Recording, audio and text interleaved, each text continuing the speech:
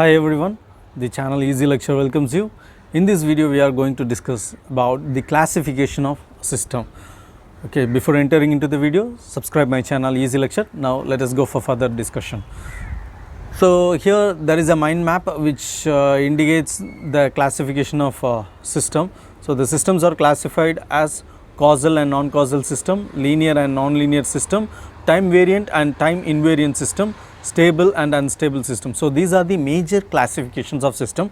Now let us discuss about them one by one. So first one is causal and non-causal system. So causal and non-causal system means we are giving an input signal to the system processes the signal and gives us the output. Okay, now let us take the output. If the output depends on the current input and the previous inputs, then we call that system as causal system. It is not depending upon future inputs. If it depends on future input, if the output of a system depends on the future input, then the system becomes non-causal system. So that is given here. So if the output depends on present and past inputs, then the system is causal system. If it depends on future inputs, then the system becomes non-causal system. So it should not depend on future inputs. Okay, the thing is, the reason is we are giving input. We have given input to a particular system and they are there. Okay, and those inputs is causing the system to produce that particular output. Okay, whereas if the output of a system depends on future input, means in that case we have not given any input to the system. It is still waiting. The system is still waiting to fetch the input. So in that case we cannot say that the output is caused by the input, whereas we can say that output is depending upon future input. But here the future input cannot cause the output to happen. So that is why this is called as non-causal system. Okay, so this is the difference between causal system and non-causal system. So as an example, we may have time shifted signal y of t equal to x of t minus 2.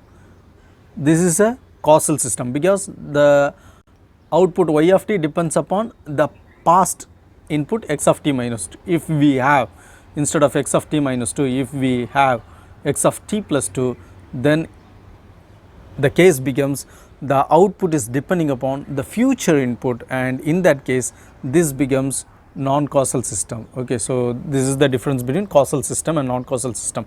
And let us take integrator. So there is an integrator. So y of t, it is the output of integrator, and x of t is the input. It is given to the integrator. Integrator is a system that integrates the input signal provided to it and gives us the output y of t. Okay, so let the input be x of t. Okay, so we have x of t dt. If the limit is 0 to t, then we call that system as causal system, because it is not the time is not going beyond this t. Okay, now instead of x of t, instead of t as the upper limit, if we had 2t, then this system becomes non-causal system. It is depending upon the output is depending upon the future input. Okay, so it is it is extending beyond t. In that case this becomes non-causal system. So this is the difference between causal and non-causal system, and the understanding which we must need to have a clarity on causal and non-causal system. The next one is linear and non-linear system. Okay, for a system to be called as linear system, it must obey superposition principle. So superposition principle, it is given by two properties. One is additivity and another one is homogeneity. So now let us discuss about this. Okay, and to discuss about this, I will take the system differentiator as an example, and a differentiator and integrator, they are very good examples for linear system. Okay, they obey linearity very well. Okay, so here let us consider a system, a differentiator.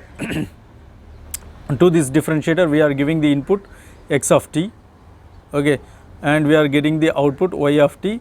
This y of t is equal to d by dt of x of t. Okay, so it is differentiator.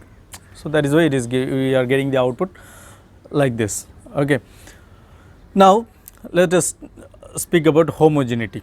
If we have scaled the amplitude of the input signal a into x of t, instead of x of t we have given a into x of t.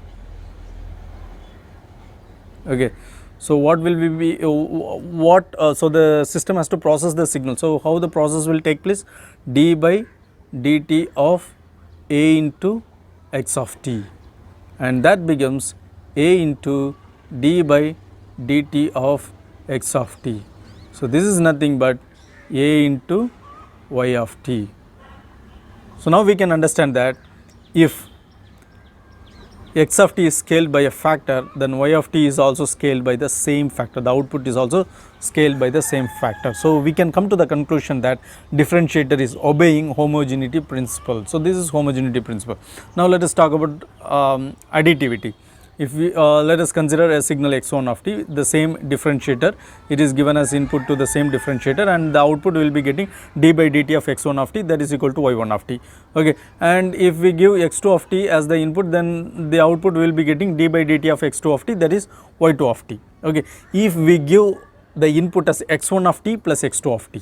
Okay, so x1 plus x2, so we are giving this as input to the differentiator. So what happens to the output? D by dt of x1 of t plus x2 of t. So that can be written as d by dt of x1 of t plus d by dt of x2 of t. So that is equal to y1 of t plus y2 of t. Okay, so in this case it is obeying additive principle also. So we can say that differentiator, since differentiator is obeying both homogeneity principle and additive principle, so it altogether as a whole it is obeying superposition principle, so it is called as linear system. Let us consider a cosine system. Okay, so a system to which we are giving an input, we are giving a signal as an input. It processes the signal, it transforms, it applies cosine transformation to the signal and gives the output. Okay, so x1 of t is given as the input, so the output becomes y of t equal to cos of x1 of t. So this is the thing. Okay, and when x1 of t is given as the input to such system, the output is cos of x1 of t. If x2 of t is given as the input, then the output becomes cos of x2 of t. If we give x1 of t plus x2 of t, then the output is not cos of x1 of t plus cos of x2 of t, it is cos of x1 of t plus x2 of t. Okay, so the output will be cos of x1 plus x2, which is not same as cos of x1 plus cos of x2. So which is not same as cos of x1 plus cos of x2. Okay, so in this case we cannot say that system is a linear system. It is a non-linear system. It is not obeying additive principle. It is not obeying superposition principle. So this kind of system is not obeying. We cannot say this system as linear system. It is a non-linear system. Whereas differentiator and integrator, whatever the order of differentiation or integration may be, they all are linear systems. Okay, this is a conclusion. Okay, now next we shall discuss in the next system, time variant and time invariant system. So time variant and time invariant system, so if we apply any time transformation property to the input of the signal, then the same kind of transformation should be should be applicable in the output side also. It should be visible in the output side also. If this happens, then we call that the system as time invariant system. For example, what kind of transformation? Let us consider a system. So here let y of t be the output of when the signal x of t minus t naught is applied, x of t minus t naught. Okay, now let us shift the input. Okay, so y of t minus phi. So if this is applied, it becomes x of t minus t naught minus phi. Okay, so the same kind of shifting is available both in output and input. Okay, so time shifting is if a time shifting to the input signal is applied, then definitely the system will obey time invariant principle. So it will become a time invariant system. Okay, but instead of time shifting, if we apply time scaling, okay, so what happens? Y of phi t, instead of y of t minus phi or t plus phi, we are time scaling it, y of phi t, then the input should be x of phi into t minus t naught, which is equal to x of phi t minus phi t naught. It is not phi t minus t naught, it is x of phi t minus phi t naught. Okay, so here when time scaling is applied, it becomes variance system. When time shifting is applied, it becomes time invariant system. Okay, so immediately on seeing the signal, we can conclude that whether this system will be a time invariant system or a time variance system. So that kind of conclusion can be made immediately on seeing the transfer function of the system.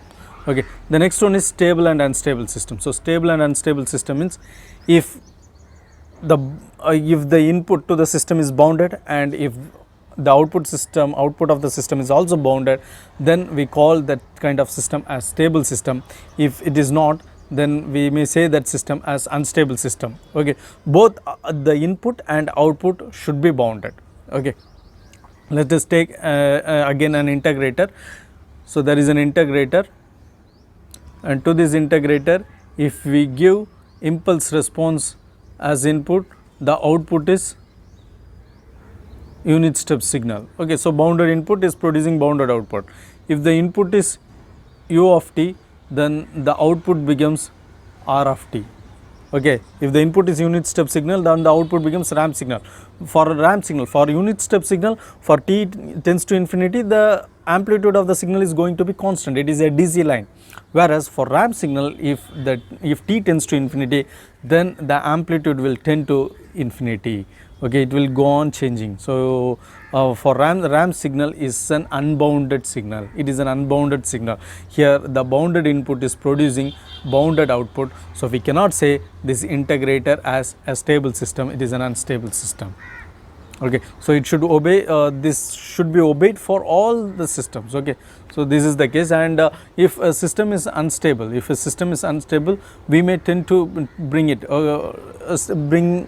the system to stability by applying other principles that we study in control system, like Routh-Hurwitz stability criterion. So such techniques can be applied to study the stability of the system.